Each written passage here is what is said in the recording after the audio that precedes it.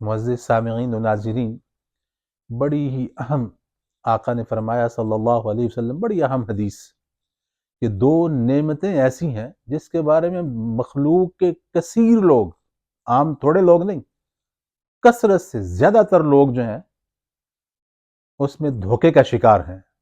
اللہ نے دو نعمتیں انسان پہ ایسی کر دی ہیں، آقا فرماتے ہیں صلی اللہ علیہ وسلم النعمتان مغبون فیہما کثیر من الناس الصحت والفراغ۔